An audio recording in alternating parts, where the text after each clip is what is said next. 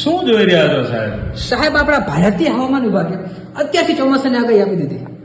તો શું સાહેબ તમે આપણા ઇન્ડિયન મેટ્રોલોજીકલ ડિપાર્ટમેન્ટના ફ્લાવર સમજો તો ફાયર જે 2021 થી એટલી સચોટ આગાહી કરે છે એ આપણા monsoon mission climate forecast system અને ગ્લોબલ ક્લાઇમેટ મોડેલનો ઉપયોગ કરીને 2.7% જ માત્ર ભૂલનો અવકાશ ધરાવતી સટીક આગાહી કરે છે.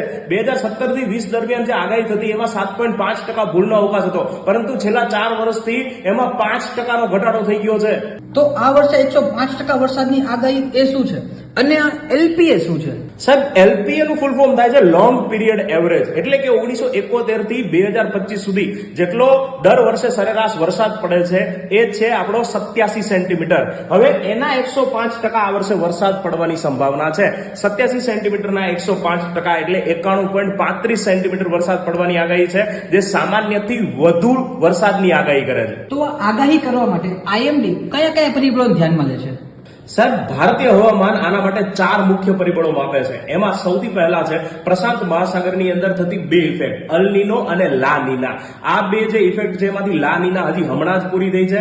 અમેરિકાના હવામાન વિભાગે 12 એપ્રિલે જાહેરાત કરી છે કે ભાઈ ભારતમાં લા નીનો ઘટના સમાપ્ત થઈ ગઈ છે. તો મિત્રો, જો તમારે આ 2 ઘટના વિશે જાણવું હોય તો કમેન્ટમાં લખજો અલ નીનો અને લા નીનો. અને ત્રીજું પરિબળ છે ઇન્ડિયન ઓશિયન ડાયપોલ, જે આપણા હિન્દ મહાસાગરમાં થાય છે.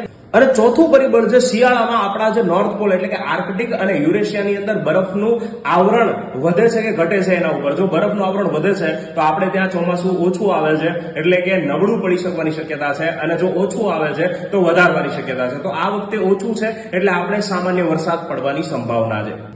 જો સાહેબ, આપણું ચોમાસું જૂનમાં શરૂ થાય કે જે 4 મહિના ચાલે છે, જેને 1.5 મહિનાની વાર છે હજી. તો શું એક જ આગાહી પર આપણે નિર્ભર રહેવાનું?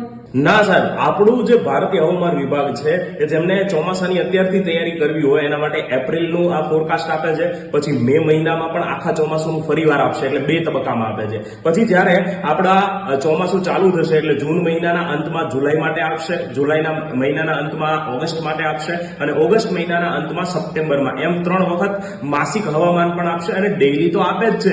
તો આ માહિતી તો ચોમાસામાં ખરીફ પાકની વાવણી કરનારા ખેડૂતો, ફરવાનો પ્લાન બનાવનારા લોકો અને અન્ય પણ ઘણા લોકોને ખાસ કામ લાગી શકે છે. તો સાહેબ, આપણો હવામાન વિભાગ આપણા નાગરિકોને કામ લાગે એટલા માટે તો આ આગાહીઓ પબ્લિશ કરે છે. તમે જુઓ અહીંયા કે જે મરીન એટલે કે દરિયાઈ ફોરકાસ્ટ છે, જેમને ફરવા જાય એમના માટે ટુરિઝમ ફોરકાસ્ટ છે, આ વાવાઝોડાનું પ્રિડિક્શન છે, આ જે ગરમી ચાલે છે તો હીટ વેવનું છે, આ ફ્લેશ ફ્લડ બુલેટિન છે, આવું ઘણું આપે છે.